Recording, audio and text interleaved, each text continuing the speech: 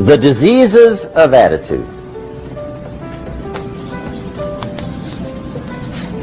It's never that pleasant to talk about the negative, but we got to talk about it because life is part negative. These attitude diseases are like weeds that grow in the garden. It's a normal part of life. Here's a good phrase to note. Negative is normal. It's not successful, but it's normal. It's part of life. And here's the next key, in my opinion. You must learn to handle the negative. Don't ignore it. Handle it. Now, I know some people teach the other way. And listen to them. And listen to me. And then make up your own minds. Right? Don't be a follower. Be a student. But I say you've got to handle the negative. You don't have to live in it. You don't have to dwell on it. But you do have to handle it, my opinion. I know some people teach, just turn your head real quick and say, there's no weeds, there's no weeds, there's no weeds. They'll take your garden. So you've got to handle the negative. Here's what part of it is. It's called the Great War Between Good and Evil. Mr. Reynolds and I are working on a new book this year called The Great War Between Good and Evil. And there is a war on. The minute you were born, you got involved in the war between good and evil, between darkness and light, between negative and positive, between evil and good, between tyranny and democracy, between weeds and human activity. I mean, the war is on. If democracy sleeps, guess who never sleeps? Tyranny. In the absence of light, guess what's automatic? Darkness. If good does not arouse itself and become active, guess what moves in? Evil. It's a war. A mental war, a physical war, a financial war, between enterprise and ease, between accomplishment and failure. It's a war. That's why there's an Old Testament phrase that gives the best advice for human activity when it says, 6 days labor, 1 day rest. Now, I'm sure we've taken that to mean, don't work all 7 days. Take one off. Here's what it also means. Only take one off. Or you're liable to lose the war. Now, we've got it down to 5 and 2. And maybe that's not too dangerous. I don't know. If God would have thought of 5 and 2, he might have made it 5 and 2. I don't know. You can't think of everything. But here's what it does mean. Enterprise is better than ease. If you rest too long, the jungle overtakes the village. Now here's the good news about the war between good and evil. Evil is no match for good, but good must be active. Weeds are no match for human activity, but if you stand still, how far in will they come? All the way. They'll grow right up around your shoes. But if you get busy, how far back can you take them? As far as you wish. They're no match, but you must be active. That's why the 6 and 1. Make sure you're not losing the war by taking off too much. Guess what the average years are after retirement? 6. 6. Which means don't retire. Your chances are too slim. Okay. The war between good and evil, the weeds.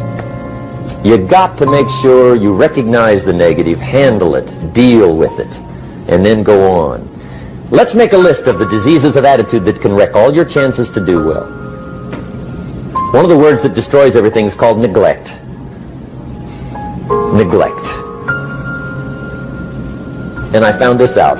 A week of neglect could cost you a year of repair. It isn't worth it. So what to be on the lookout for? Here's the list. If you were making it, you'd have the same list I've got. Right? We're not covering anything new tonight. This is a reminding session, not a teaching session. But it doesn't hurt to go over it again. Here's the list. Attitude diseases. Number one is indifference. The shrug of the shoulder. The guy's not even concerned. He's just drifting.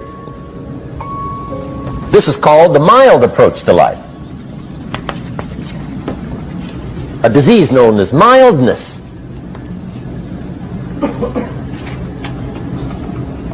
The guy says, well, I can't see getting all that worked up. Well, to be any kind of winner, you got to get worked up. There's one problem with drift. You cannot drift to the top of the mountain. And the good Lord said in the closing chapters of the Bible, here's the best way to live, one way or the other. That's best. Hot or what's next best? Cold is next best to hot. Not the half-baked middle, lukewarm, not too hot, not too cold. What a sad way to live. I think what it means is pick a direction and go with everything you got. Just pick one and go. Somebody says, yeah, but what if it's the wrong direction? You'll find out quicker. It won't take you 25 years to wake up and say, oh no, I've been walking the wrong road. I told my staff the other day, next best to prosperity is adversity. If one doesn't get you, pray for the other. We all do better from one of two reasons, inspiration or desperation. And I don't wish anything bad on you tonight, but if you're not inspired, I hope a wagon comes down your rut. Whatever it takes to get you to try harder, read more, set your goals, and go for it. Somebody asked me one time, what quality would I pick if I wanted to work with somebody? And you know what I picked first? Number one, strong feeling. Please, number one, give me somebody that feels strong. About most anything, I don't even care. Just so they believe it. Even if they disagree with me. Wonderful. Just so they disagree vigorously. I'm not saying it's easy to win those kind of people to your point of view, but I'd rather do that than to try to resurrect people from the dead. Pump them up every month. Pump them up, pump them up. I pass. The good Lord needs a leader for the early Christians. Remember the early days of the Christians? Not like today. If you were to stand up in the early days and say, I'm a Christian, cut off your head, toss you and your wife in jail, let you rot. I mean, those were ugly days. Being a Christian back then was not called socially acceptable. They didn't have 125,000 in the Los Angeles Coliseum to hear Billy Graham on a Sunday afternoon. Not back in those days. Back in those days when the Christians got in the Coliseum, it was a different story, right? I mean, the word was, stay out of the Coliseum. Especially on Sunday. Last Sunday was Lions 33, Christians nothing. See, those were mean, tough struggle days for the Christians. Now, when the days are mean and tough and struggling, you got to have some kind of leader. Do you know who the good Lord picked for the leader when the days were mean and ugly? Saul from Tarsus. That's who he picked. Saul. I'll tell you what, I would have picked him. You would have picked him. Anybody would have picked Saul. Saul was one of those incredible guys. Once he got into something, look out. Everybody in the community knew what Saul was in. Because whatever he joined, he'd flip all the switches, open up all the dials, turn on all the faucets, and go like mad. He was known as All-Out Saul. I mean, he was something else. Now, at first, it wasn't working out well. Saul hated Christians, which makes a poor leader, right? I mean, that won't work. Saul got this bug somewhere about the Christians. He got to hating Christians. And he hated them so bad, every time somebody would say Christian, he'd fly into a rage. And I guess he decided one day, it was his mission in life to get rid of all the Christians. He was Saul anyhow, could do most anything he wanted to. So he got in these letters of authority to go around to the various communities and hunt down the Christians. They said, do whatever you want to with them, Saul, they're unpopular anyhow. Drag them in the streets, whip them, stone them, torture them, kill them. You mention the name Saul from Tarsus to the early Christians, I'll tell you what they would do. They would run, hide, lock the doors, leave town, dive underground. I've been in the catacombs of Rome, where they hid. He was mean. I mean, terribly mean. But remember the story? One day Saul's making it for Damascus. Heard about some new Christians, flies into a rage, takes off for Damascus. And the story said he was angry. There's a little sentence in the story that says, on his way to Damascus, he was breathing out threatenings and slaughter, which meant he felt rather strong about the idea, right? That's strong. That's strong. But on this journey, right, according to the story, as Saul was making his way to Damascus, the good Lord looks down out of heaven and says, there's my man, Saul. He's got to be something else.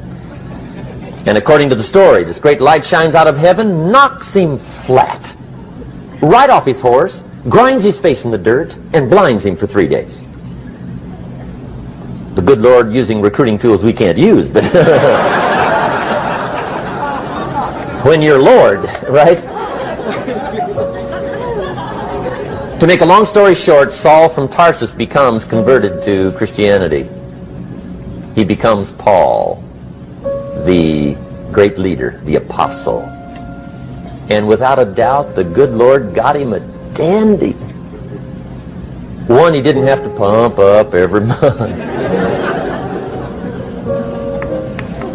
In one of his later writings, he said, the things I once hated, I now love. The things I once loved, I now hate. See, that's strong. Here's the key to the good life. Learn to put everything you've got into everything you do. Whatever you are doing, pour it on. It will quickly open up into opportunity or quickly disclose to you that you ought to be doing something else. The delusion is, if I had a better job, I'd really pour it on. See, that's delusion. Wherever you are, pour it on. Don't give somebody half a job for a day's pay. Pour it on. See, that'll help change your life. Get rid of this disease. Here's the next attitude disease, indecision. Mental paralysis. The guy can't make up his mind and it becomes a disease. Pretty soon he knows he's got it. The guy says, well, I know I'm on the fence. But he says, what if I get off on the wrong side? Listen, after a while it doesn't matter. Just get off. Any side will do. A life full of adventure is a life full of many decisions.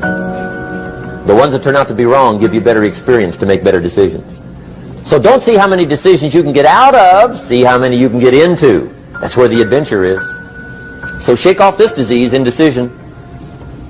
The next one is doubt. Doubt's like a plague. And one of the worst is self-doubt. There are many, but that's one of the worst. The guy doubts himself. Doubts if it'll last that long for him. Doubts if he can do that well.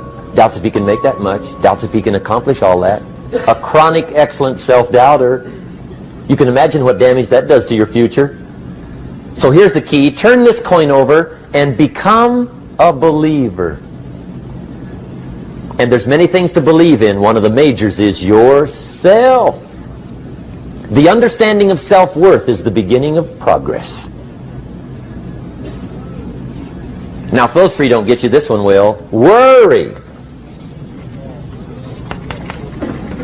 That's a devastating disease. Worry. Worry causes health problems, social problems, personal problems, family problems. It's devastating.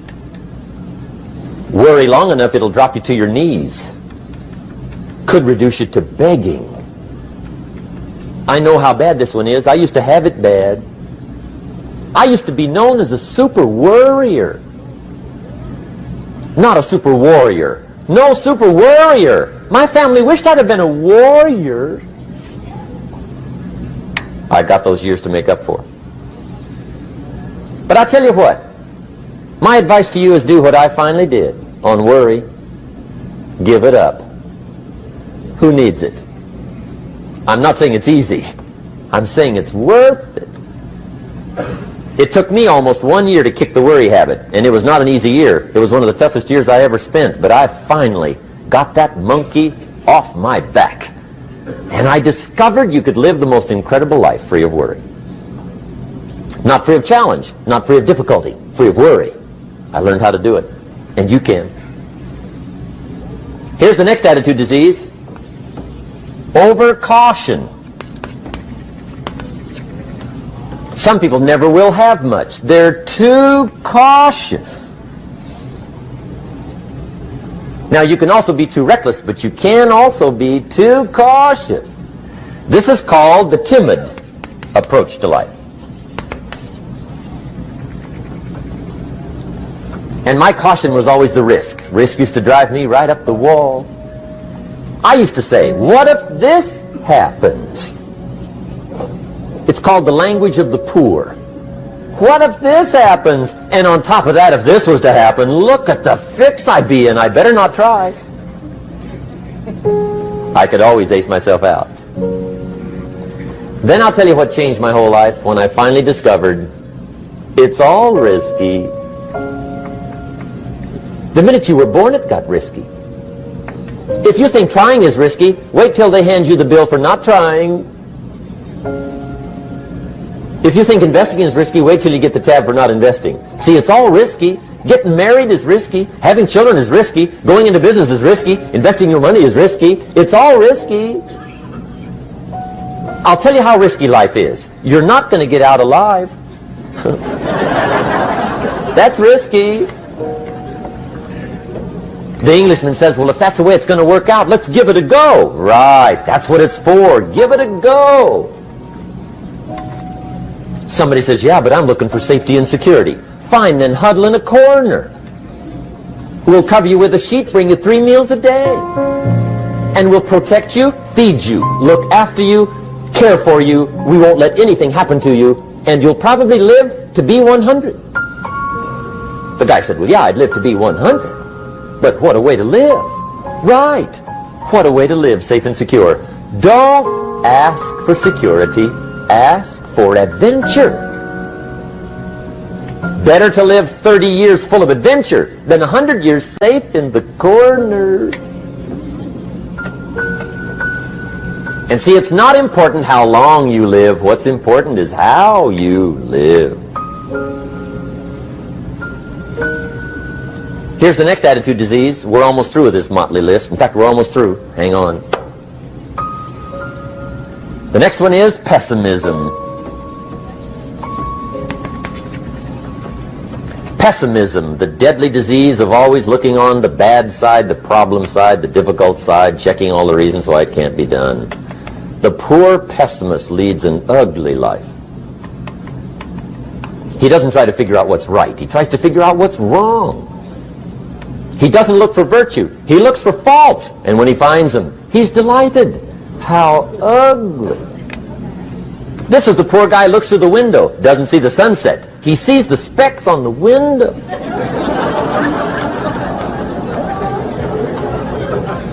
And this is the poor guy, right, who rushes up, takes such leave of his senses. This guy rushes up and he says, I've got 5 good reasons why it won't work. He's so dumb he doesn't know. All he needs 1. He's got 5.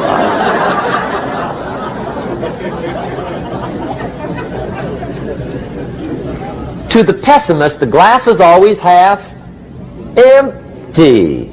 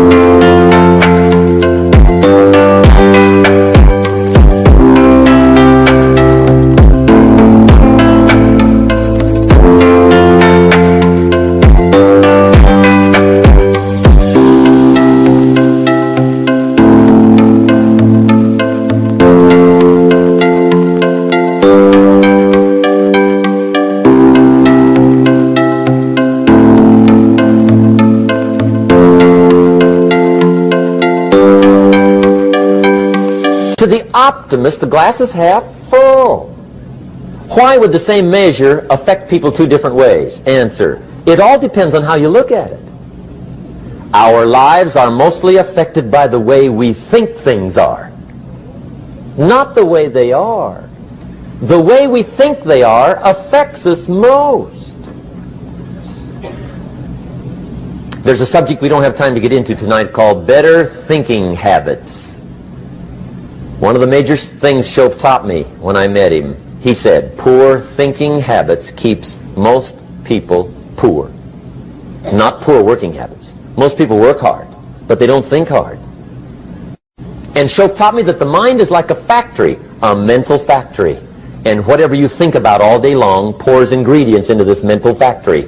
And that's what builds the economic, social, financial fabric of your life. He quoted me a Bible phrase that says, as you think, so you become. How awesome. When he talked about poor thinking habits, he had me. I used to start the day reading the morning newspaper. I mean, you can believe that or not. I'd get a cup of coffee and read the paper. I'd load up on wars and riots and murders and stabbings and killings and bank robberies and muggings and car wrecks and tragedies.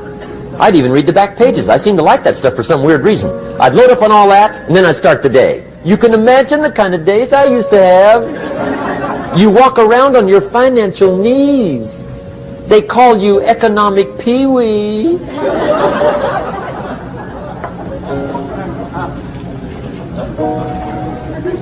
The guy says, I want to be a great leader. Wonderful. The first thing we do is follow him to his house. When we get there, we walk in and check his library, number one. Somebody says, well, why check his library? The reason is because what a man reads pours massive ingredients into his mental factory, and the fabric of his life is built from those ingredients. You would not believe what some people have got in their house to read. You would not believe. One of the best dressed up words I know for a lot of it is trash. Can you imagine dumping a barrel of trash into this mental factory every day and coming out with a rich, dynamic, positive life? It can't be done. You might as well try making a cake with cement. The kids back in Danbury, Connecticut, high school, they're asking me questions one day. I'm talking to the kids. Kids got good questions these days. One of them said to me, Mr. Rohn, how do you build the good life? I said, it's simple. It's not easy, but it's simple. Here's how you build anything. Select the right ingredients, keep out the wrong ingredients, and it starts with thought. Everything starts with thought. So you must be wise and careful what you think about, because that starts everything. You got to be wise and careful. I asked the kids, what would happen if somebody dropped sugar in my coffee? They said, well, you'd be okay. I said, what if somebody dropped strychnine in my coffee? They said, well, you'd be dead. I said, correct. Lesson 1. Life is both sugar and strychnine. You gotta be careful. I said, what if my worst enemy drops in the sugar? They said, will you be okay? I said, what if my best friend, even by accident, drops in the strychnine?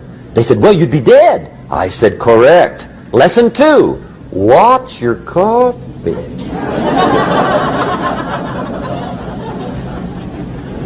You got to be careful. See, it doesn't matter who hands you the bad stuff. It doesn't matter where you get the bad stuff. It'll still do its damage on your bank account, wherever you get it.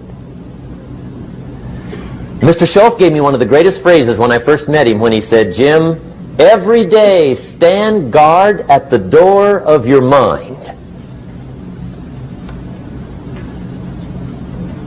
How important. Stand guard at the door of your mind. And you decide what goes into your mental factory. Don't let anybody just dump anything they want to in your mental factory, because you've got to live with the results. Okay, here's the last disease, and we're through with this list. In fact, we're almost through.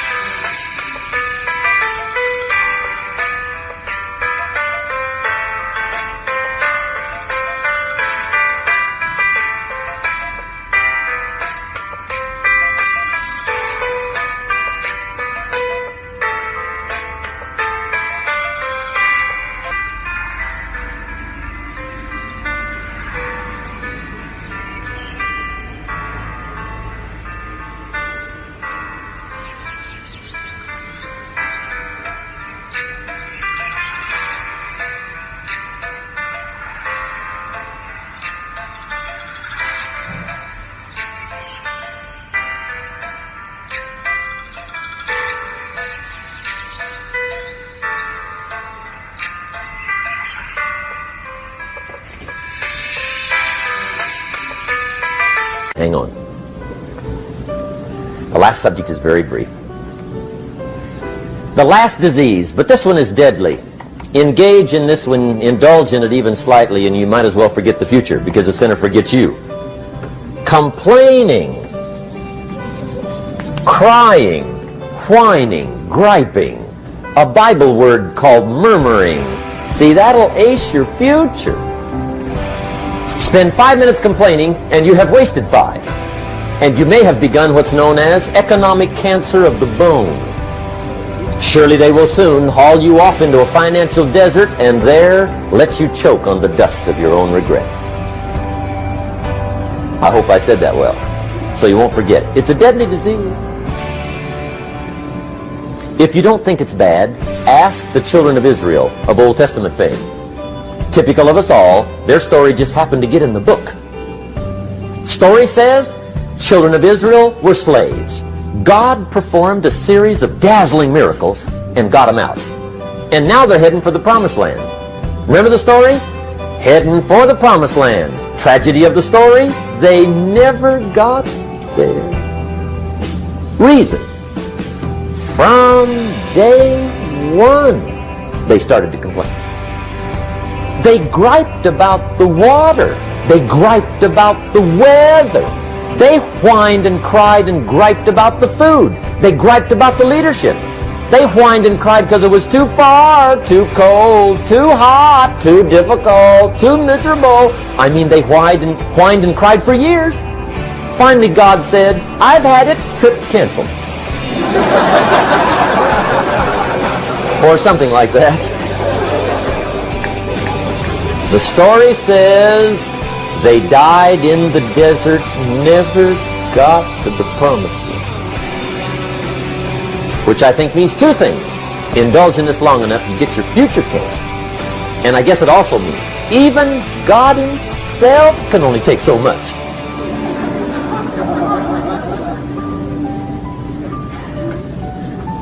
Okay. Just be on the lookout of the things that can destroy all the good you start. The war is on. And this evening, tomorrow, mentally, personally, socially, economically, you got to make sure you're winning the war. And this is part in the war. And this is part in the war. And this is part in the war.